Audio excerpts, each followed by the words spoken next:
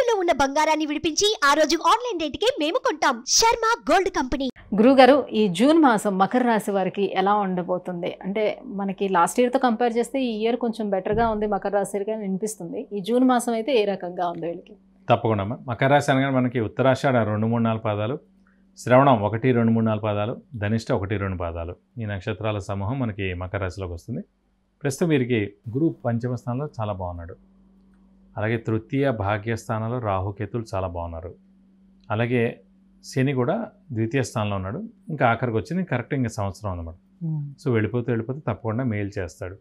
ఈ ఏడాది ఎందుకు ఖచ్చితంగా మేలు చేస్తాడంటే మన గురుబలం కూడా పరిపూర్ణంగా ఉంది కాబట్టి. సో ఖచ్చితంగా మనకి పంచమ స్థానంలో గురువు ఉన్నందుకు 100% గురుబలం పరిపూర్ణంగా ఉంది. ఏలినాటి శని వెళ్ళిపోతే కూడా మేలు చేస్తాడు. శని ఆఖరిలో ఉన్నందుకు ఖచ్చితంగా కొంతమందికి ఫస్ట్ 2.5 సంవత్సరాలు హెల్ప్ చేస్తే మిగతా 5 ఏళ్ళు అంత హెల్ప్ ఉండదండి. ఒకవేళ ఫస్ట్ 2.5లో చేయకుండా ఉంటే కనుక నెక్స్ట్ 2.5లో చేస్తారు. అప్పుడు లాస్ట్ 2.5 అంత హెల్ప్ ఉండదు. ఫస్ట్ సెకండ్ 2 ఫేజ్లో హెల్ప్ చేయకపోతే కూడా ఖచ్చితంగా లాస్ట్ ఫేజ్లో హెల్ప్ ఉంటుంది. ఆఖరి సంవత్సరం కాబట్టి ఖచ్చితంగా మేలే ఉంటుంది. ఎందుకంటే గురుబలం కూడా తోడైంది కాబట్టి వీరికి అనుకున్న పనులన్నీ తప్పకుండా నెరవేరుతాయి. శ్రమ, కాలం, ధనం వ్యర్థం కాకుండా ఉంటుంది.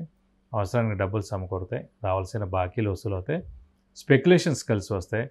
షూరిటీస్ పెట్టవచ్చును. మధ్యవర్తిత్వం వహించవచ్చును. అవివాహితుల వివాహం, సంతానం లేని వారి సంతానం, నిరుద్యోగులకు ఉద్యోగం, ఉద్యోగస్తుల promotions, name and fame, boss నుంచి మనన, అలాగే ఫారెన్ టూర్ విజిట్స్, అసైన్మెంట్స్ ఇలాంటివన్నీ జరగడం ఇవన్నీ కూడా ఖచ్చితంగా ఉన్నాయండి. అలాగే వ్యాపారస్తులకు పట్టిందల్లా బంగారం. కొత్త వ్యాపారం స్టార్ట్ చేయొచ్చు. ఎక్స్పాన్షన్కి వెళ్ళొచ్చు. అలాగే ఇంట్లో పెద్దవాళ్ళు, చిన్నపిల్లల ఆరోగ్యం కూడా బాగుంటుంది. అలాగే ఏలినాటి శని నడుస్తుంది కూడా కాబట్టి ఇల్లు మార్పు కానీ, ఉద్యోగ మార్పు కానీ, స్థానచలనం, లేదంటే కొత్తగా జాబ్లో మారడం, అంటే వేరే ఊరు ట్రాన్స్ఫర్ అవ్వడం ఇలాంటివి కూడా జరిగేందుకు అవకాశం ఉంది. అలాగే ఇంట్లో పెద్దవాళ్ళు, చిన్నపిల్లలు మీ ఆరోగ్యం కూడా చాలా బాగుంటుంది.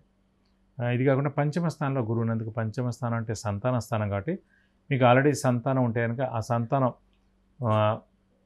విద్యార్థులు అయితే కనుక ఉన్నత విద్య రావడం, ఉద్యోగస్తులు అయితే కనుక మంచి ప్రమోషన్ రావడం, అలాగే మీ సంతాన వివాహ సమయం వచ్చిందంటే వాళ్ళకి వివాహం అవడం, సంతానం అయితే కనుక సంతానం కలవడం ఇవన్నీ కూడా జరుగుతాయి.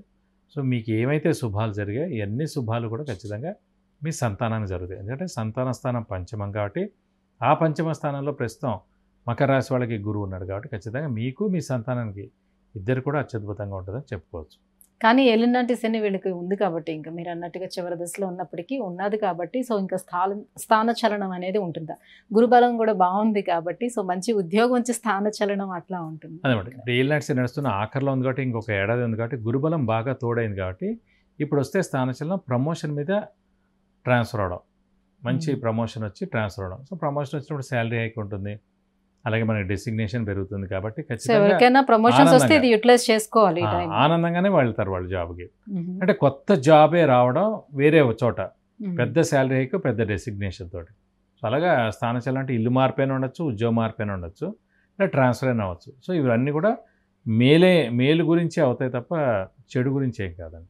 కానీ విద్యార్థి దశలో ఉన్న వాళ్ళకి ఇప్పుడు ఏలినాటి శని ఉందనుకుందాం సపోజ్, వాళ్ళకి స్థానచలనం ఏ రకంగా అవుతుంది?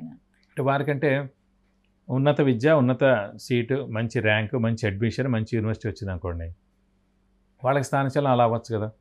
గురుబలం ఉంది కాబట్టి మంచి ర్యాంక్ వస్తుంది, మంచి సీట్ వస్తుంది, మంచి అడ్మిషన్ వస్తుంది. ఏలినాటి శని వలన స్థానచలనం ఉంటుంది. సో స్థానచలనంతో మంచి ర్యాంక్, అడ్మిషన్, సీటు వచ్చి వేరే ఊరు కానీ, వేరే డిస్ట్రిక్ట్ కానీ, వేరే స్టేట్ కానీ, అంటే ఫారెన్ వెళ్ళి చదువుకునేందుకు అవకాశాలు ఎక్కువగా ఉన్నాయి విద్యార్థులకి. అదే గురువు బాగున్నాడు అంటున్నారు కాబట్టి ఇంకా సంతాన పరంగా ఎలా ఉంటుంది వాళ్ళకి? సంతానం కూడా ఖచ్చితంగా, ఎవరికైతే సంతానం లేదో ఖచ్చితంగా సంతానం కలుగుతుంది. ఎందుకంటే సంతాన స్థానమే పంచమ స్థానం అండి. సంతాన కారకుడే గురువు అనమాట. సో అదే మకర రాశి వారికి పంచమ స్థానంలోనూ ఉన్నారు గురువు, సంతాన కారకుడైన గురువు కూడా అక్కడే ఉన్నాడు కాబట్టి ఖచ్చితంగా సంతానం లేని వారికి ఈ సంవత్సరం సంతానం కలిగేందుకు అవకాశాలు పరిపూర్ణంగా ఉన్నాయి. సో రాహుకేతుల స్థానాలు ఎలా ఉన్నాయి, యోగిస్తున్నాయా? తృతీయంలో రాహు ఉన్నాడు, చాలా మంచిదండి. భాగ్యంలో కేతు కూడా చాలా మంచిది. ఇది ఆధ్యాత్మిక చింతన బాగా పెంచుతుంది.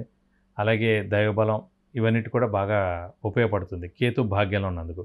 సో తీర్థయాత్రలు చేయడం, దైవదర్శనం చేసుకోవడం, గురువుని దర్శించడం, గురువు గారి బ్లెస్సింగ్స్ పొందడం ఇవన్నీ కూడా తప్పకుండా జరుగుతాయి. గురుగారు మరి ఇంకా ఎటువంటి పరిహారాలను వీళ్ళు పాటించుకోవాల్సి ఉంటుంది? వీరికి మటుకు ప్రస్తుతం ఏలినాటి శని ఎఫెక్టే ఉంది కాబట్టి, ఇంకా ఏడాది ఉంది కాబట్టి ప్రస్తుతం ప్రతి శనివారం ఉపవాసం ఉండడం, అలాగే ఒక శనివారం రోజు రక్తదానం చేయడం, అలాగే వీలైతే కనుక ఆంజనేయ స్వామిని అలాగే శివుణ్ణి ఎక్కువగా ఆరాధించడం, వాటి అష్టోత్తరం చదువుకోవడం, అర్చన అభిషేకం చేస్తే కనుక అన్ని విధాలా మంచి చేకూరుతుంది. గురుగారు, మకర రాశి వారికి ఈ జూన్ మాసం అంతా ఎలా ఉండిపోతుంది, ఎలాంటి పరిహారాలని పాటించుకుంటే ఇంకా లాభదాయకంగా ఉంటుంది, ఈ విషయాన్ని తెలియజేసినందుకు ధన్యవాదాలు. నమస్కారం. చూశారు కదండి, విద్య, ఉద్యోగం, ఆరోగ్యం, ఐశ్వర్యం, వాహనం, వివాహం, విదేశీయానం, గృహం, వీటన్నిటి గురించి తెలుసుకోవాలంటే కింద స్క్రోల్ అవుతున్నటువంటి నెంబర్కి కాల్ చేసి గురువుగారి అపాయింట్మెంట్ను పొందవచ్చు.